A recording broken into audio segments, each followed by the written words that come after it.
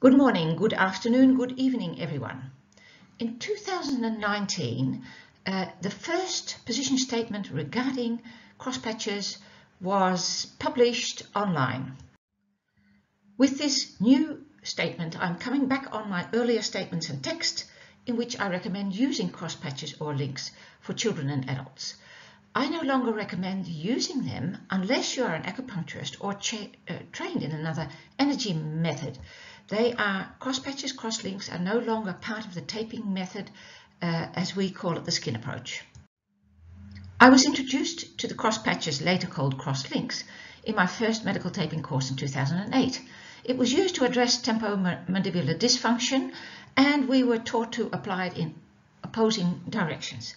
I have used them since quite a bit because I was reasoning that, they're tiny tapes, there's less glue, less contact dermatitis chances, and that is why I actually published a page in my book about it and mentioned it in various articles. The medical taping concept was developed from the original method that Kenzo Kaza had. He actually updated his method a few years ago, and many of us treat differently now, either according to the fascia model, to the skin-brain model, to the energy model, and the combination model. I have written a piece about that can be read online. It has created some confusion.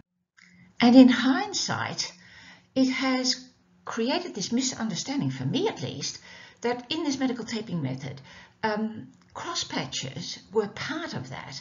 But when you really look at it, the confusion between the tape methods that I was talking about are all related to elastic tape used therapeutically.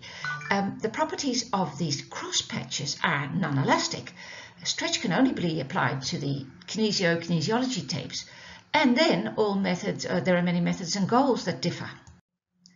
The crosspatches and taping in a spiral or with patches, larger ones that you make yourselves, originates from the spiral taping method developed by Nakata, who was an acupuncturist, and they use this as a means of treating the body's energy, and the larger number of strips are always applied in the direction of the chi.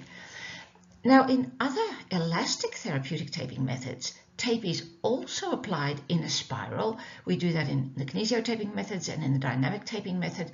And in the idea of that application is to mechanically sort of influence the pull and the direction of the movement. So spiral taping is not the same as taping in a spiral. The spiral taping originates from Korea, as far as I understand, and has been used by professionals trained in Oriental medicine in both the East and the West. They will use it on acupuncture points, on trigger points and small joints as well, but always taking the chi into account. Crosspatches are now increasingly being used by those who are not trained in Oriental medicine, and they are not taking that direction into account. So a number of taping manufacturers that I know of organizing courses in Europe include the crosspatches, cross tapings, crosslinks, crossies, spiral taping into their elastic therapeutic kinesiology curriculum. They have created a combination of the original model and the energy model. And again, another misunderstanding, crosspatches is not taping in a cross. And there is the big difference between we have tape that is not elastic, which is used in the spiral taping method, and we have tape that is elastic, and that is used in the kinesiology and kinesiotaping methods. So Professor Yu, and I was introduced to the punch tape many years ago, uses this because it can be used with needles as well. But again, he does apply the crosspatches to these trigger points, but it will be taking the chi, the vital force part of living entity, into account. In the last decade, using crosspatches and grids or crosslinks and cross-taping has become more and more popular, especially in Europe, and that is also because of a number of books that have been written, and the one that I would like to show you is the one written by Olaf Kant, because it has also been translated into English. His English book is called Crosslink Handbook, A Gentle Stimuli with Major Effects, Pain-Free Without Medication, and that's been around since 2016. And in that book he writes that reflex kinesiology crosslinks, also known as kinesiotaping, is one such technique. He learned about these crosspatches from somebody from South Korea 10 years earlier, and he is listing them as kinesiotaping applications, giving and leading to the confusion I also had, describing them as part of the medical taping concept. But he wasn't the only one that actually wrote all sorts of articles about crosspatches, or books even. Our colleague Belia Rosario, who this is a picture of one of from the internet, one of his pages, actually combines lymph taping and a crosspatch. You can hardly see it, but it is a crosspatch underneath that lymph tape, and describes crosspatches in his kinesiology taping books as well.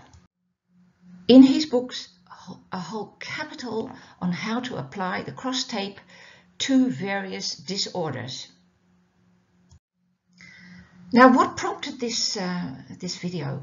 The fact that we are seeing that people that we have taught the crosspatches once upon a time for the TMJ joints only are using them all over the place. So then it becomes really important, as in how much research is there to the original spiral taping method and to this new way of using. Now, I'd like to very shortly go through the 9 studies that have been done showing that the original spiral taping method, with taking the chi direction into account, have been published.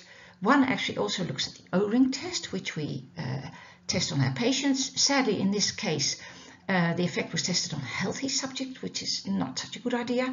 And 2 studies were found using crosspatches without taking chi into account at all. And I think the basics for us all using them is that they work like magic. When you have them on your little wooden stick, they will either pull towards the patient's skin or pull away, draw away from it. It really looks like working with magic.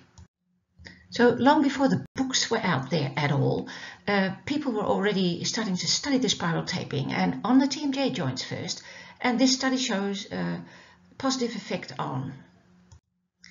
As does this study, and yes, there's not that much, but look at the amount of patients they looked at, and they do find the results that suggest that it really can help improve low back pain. Not all of these studies can be read online. Some of them I only have an abstract of, but the overall suggestion is, and the results of the studies are, yes, spiral taping does help. They have looked at it for menstrual pain, compared it to normal taping and kinesiotaping for menstrual pain, and have found it to be just as effective. They have looked at pain and walking trouble, problems with the chronic ankle instability, found it to help improve pain and walking performance. They have looked at it, the effects of cross patches for body balance, and have found increased proprioception and balance improvement in people with balance problems. They've looked at the proprioception of another one looking at the ankle, and found improvement. And the same goes for the performance on the star exertion balance test, improvement. And even in patients with stroke, they have found that both taping methods, the kinesiotaping and the spiral taping, are effective. And the good thing is that with these cross patches, the spiral taping method is easily applied at home. And the O-ring test has been used, as I said, on healthy subjects here, which is a bit of a shame, but then used to find the chi direction.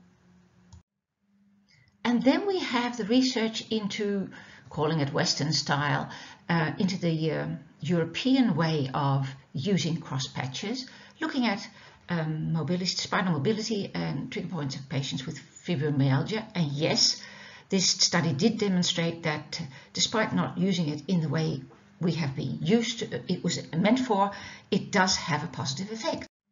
And this study suggests that cross-patches may reduce the delayed onset muscle soreness, but these are the only 2 so far. If you would like to read the position statement we made in 2019, please do so.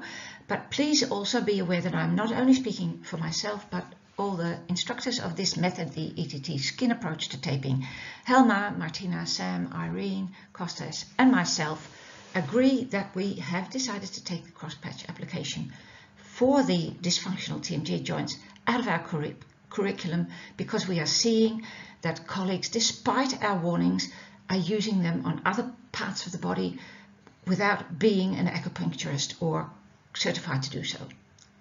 Thank you for listening. Hope this makes sense and that you understand why we are doing this.